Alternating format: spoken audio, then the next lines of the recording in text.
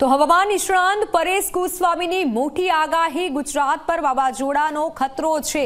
પરેશ ગોસ્વામીએ જણાવ્યું છે સૌરાષ્ટ્ર અને કચ્છના કાંઠે વાવાઝોડું પહોંચી શકે છે। અરબ સાગરમાં વાવાઝોડું પ્રબળ બને તેવી સંભાવના છે। આગામી સમયમાં લો પ્રેશર વાવાઝોડામાં પરિવર્તિત થશે તેવી શક્યતા છે। વાવાઝોડું બનશે તો શ્રીલંકા તરફથી શક્તિ નામ અપાશે।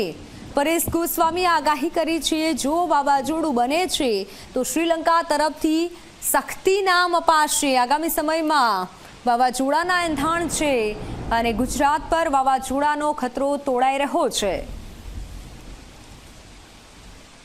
અરબ સાગરની અંદર એક સાયક્લોન બની શકે છે। એ સાયક્લોન બનશે તો એનું નામ હશે શક્તિ અને આ સાયક્લોન બને તો જેવી રીતે ગયા વર્ષે બિપરજોય સાયક્લોન જે ટ્રેક ઉપર ચાલ્યું હતું એ ટ્રેક ઉપર ચાલી શકે છે। એટલે કે સૌરાષ્ટ્રના દરિયાકાંઠો અથવા તો કચ્છના દરિયાકાંઠા અથવા તો પાકિસ્તાનના દરિયાકાંઠે આ જે શક્તિ સાયક્લોન છે એ ત્યાં નજીક આવી શકે છે।